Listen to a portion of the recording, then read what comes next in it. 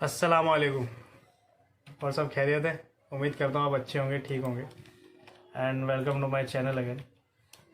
तो गाइज़, मैं बहुत दिनों से वीडियो नहीं बना पा रहा था बिकॉज़ मेरा वर्क फ्रॉम ऑफिस स्टार्ट हो गया है। अभी वर्क फ्रॉम होम ख़त्म हो गया। और जैसे कि हमारा लास्ट टॉपिक चल रहा था 6 शिफात के ऊपर, मैंने उसके ऊपर जो टिप्पणियाँ करनी थी हर एक शिफात के ऊपर, वो मैं नहीं कर पाया। तो आज इंशाल्लाह मैं करूँगा। तो पहली जो हमारी शिफात थी ईमान। पहली शिफात थी हमारा ईमान। आपको शायद अगर याद हो सबको, और आपने मेरी लास्ट वीडियो अगर देखी, अगर नहीं देखी है तो मैं डिस्क्रिप्शन में लिंक दे रहा हूँ, इंशाल्लाह आप वहाँ से देख लेना। तो हमारी पहली शिफात थी ईमान। और मैंने ये भी बताया था कि ये ईमान जैसे शिफातें हैं किस वजह से सहाबाओं ने अल्लाह के नबी से इन शिफातों को सीखा, तो उनकी ज़िंदगी में दीन दाखिल हुआ और उनका ईमान पे चलना, दीन पे चलना आसान हो गया। तो इसी तरीके से हमें भी अपनी ये शिफातें जो हैं, सहाबाओं वाली शिफातें अपनी ज़िंदगी के अंदर लाना है ताकि हम भी दीन पे चलना हमारा आसान हो जाए। तो उसमें से पहली शिफात थी ईमान। देखिए ईमान क्या है। ईमान के बोल हैं ला इलाहा इल्लल्लाह मुहम्मदुर रसूलुल्लाह सल्लल्लाहु अलैहि वसल्लम। और इस कलमे से चाहा क्या जा रहा है? इस कलमे से ये चाहा जा रहा है कि अल्लाह से होने का यकीन हमारे दिलों के अंदर आ जाए और गैरों से होने का यकीन हमारे दिलों से निकल जाए। अल्लाह से होने का यकीन हमारे दिल में आ जाए मतलब क्या है कि भाई चल करने वाली जात तने तना अल्लाह की है। अल्लाह के गैर, अल्लाह के बगैर कुछ नहीं कर सकता, लेकिन अल्लाह अपने गैर के बगैर सब कुछ कर सकते हैं। आया समझ में कि मतलब मेरे से कुछ नहीं होता, मेरे वालिद साहब से कुछ नहीं होता, मेरे बिजनेस से कुछ नहीं होता, मेरी जॉब से कुछ नहीं होता। करने वाली जात तने तना अल्लाह की है। हमें इस चीज़ का यकीन करना है।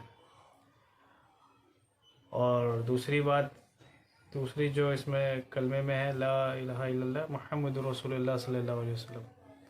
इस कलमे से क्या चाहा जा रहा है?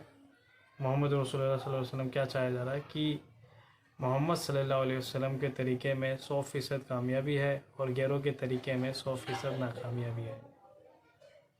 और 100% कामयाबी अल्लाह के नबी के तरीके में मतलब क्या है कि अल्लाह के नबी की जो तरीके हैं, अल्लाह के नबी ने जो तरीके करके दिखाए ज़िंदगी में, उन्होंने माँ का हक़ क्या था, बीवी का हक़ क्या था, ग़ुलामों के साथ कैसे हक़ अदा किया था, और उसके बाद बिज़नेस कैसे करते थे, वो खाना कैसे खाया करते थे, पानी कैसे पिया करते थे, सोते कैसे थे, कपड़े पहनते कैसे थे, वॉशरूम में जा रहे हैं तो कैसे जा रहे हैं, वॉशरूम से वापस आ रहे हैं तो कैसे आ रहे हैं, और अगर सफ़र कर रहे हैं तो क्या उनकी सुन्नत थी, क्या उनका तरीका था। ठीक है। और जैसे उन्होंने निकाह करा, निकाह करे, कई सारी शादियाँ करी, तो उसका क्या तरीका था, बीवी के साथ क्या सलूक था, माँ के साथ क्या सलूक था, बच्चों के साथ क्या सलूक था, नवासों के साथ क्या सलूक था। तो ये जो सारी चीज़ें हैं ये अल्लाह के नबी ने करके दिखाई। इवन बिज़नेस भी करके दिखाया, तिजारत भी करके दिखाई। तो ये सब चीज़ें अल्लाह के नबी ने इसलिए करके दिखाई कि भाई जो हमारी उम्मत है, हम जो लोग हैं, अल्लाह के नबी की जो उम्मत है, हम इस तरीके पे चलें, क्योंकि अल्लाह के हुक्मों पे और आप सल्लल्लाहु अलैहि वसल्लम के तरीके में ही कामयाबी है। अगर हम इस तरीके से अल्लाह के हुक्मों को छोड़ के, अल्लाह के हुक्म क्या है जैसे कि नमाज है, हज है, ज़कात है, माँ बाप की, वालिदैन की फरमाबरदारी है, बीवी का हक़ है, भाई बहन का हक़ है, बच्चों का हक़ है, और मखलूक जो है उनका हक़ है, जानवरों का हक़ है, हर चीज़ का जो हक़ है वो अदा नहीं करेंगे, हम अल्लाह के हुक्मों पे नहीं चलेंगे, और आप सल्लल्लाहु अलैहि वसल्लम की पाकीज़ा ज़िंदगी जो है, सुन्नतों वाली ज़िंदगी, उस पर नहीं चलेंगे, तो क्या होगा? दुनिया में नाकाम होंगे, लेकिन और आखिरत में अल्लाह नाकाम भी कर सकता है और कामयाब भी कर सकता है। अल्लाह इस चीज़ पे कादिर है। तो देखिए इस ईमान से यही चाहा जा रहा है कि सहाबा किराम रज़ियल्लाहु ताला ने इस ईमान को सीखा था। अल्लाह के नबी के ज़माने में सहाबाओं ने इस ईमान को सीखा था। उन्होंने यहाँ से नहीं सीखा था ज़ुबान से, उन्होंने यहाँ से सीखा था दिल से, कि करने वाली जात तने तना अल्लाह की है। तो हमें भी इसी ईमान को सीखना है, इसी ईमान को बोलना है। देखिए हम जब दीन की बात बोलते हैं, दीन की बात सुनते हैं, तो हमारा ईमान बढ़ता है। और हम दीन की बात को छोड़ देते हैं, दीन की बात सुनना छोड़ देते हैं, करना वो छोड़ देते हैं, और ईमान की बातें छोड़ देते हैं, तो क्या होता है? हमारा ईमान घट जाता है।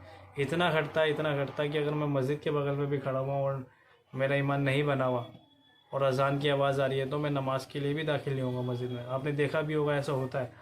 मस्जिद के पास बहुत से लोग खड़े होते हैं लेकिन नमाज़ के लिए नहीं जाते। क्यों? क्योंकि उनका ईमान ही नहीं बना हुआ। तो देखिए ईमान बनाना बहुत ज़रूरी है, क्योंकि देखिए बढ़ता हुआ ईमान ही आपको नेक अमाल की तरफ लेके जाएगा, अच्छे अमाल कराएगा, ठीक है, मस्जिद में लेके जाएगा, और बढ़ता हुआ ईमान ही इंशाअल्लाह आखिरत के दिन जन्नत में लेके जाएगा। और घटता हुआ ईमान क्या करेगा? घटता हुआ ईमान हमें गुनाहों में लगाएगा, गुनाह में शामिल करवाएगा, गलत काम करवाएगा, और आखिरत के दिन दोज़ख की तरफ लेके जाएगा। तो देखिए ईमान से यही चाहा जा रहा है। और इसकी देखिए 3 लाइन की मेहनत भी है। मेहनत क्या है कि हमें लोगों में चल फिर के इसकी दावत देनी है, ठीक है, और थोड़ा सदका निकालना है, अल्लाह से मांगना है, अल्लाह साहबा वाला ईमान अता फरमा, और अल्लाह से दुआ भी मांगनी है। तो उम्मीद है आपको ये टॉपिक समझ में आया होगा। पहला टॉपिक हमारी पहली शिफात थी ईमान, और उम्मीद करता हूँ आपको समझ में आया होगा। और अगर मैंने कुछ गलत बोला है या ज़्यादा बोल दिया है अपने मुताबिक, अगर थोड़ा बहुत ज़्यादा बोल दिया है तो उसके लिए माफ़ी चाहूँगा। अगर फिर भी आपको कुछ लगता है तो आप कमेंट में ज़रूर बताएं। और अगर मेरी वीडियो पसंद आई है और टॉपिक पसंद आया आपको तो ज़रूर शेयर करें और चैनल को सब्सक्राइब करें। चलिए मिलते हैं इंशाल्लाह नेक्स्ट टॉपिक में, जो है नमाज। अस्सलाम वालेकुम।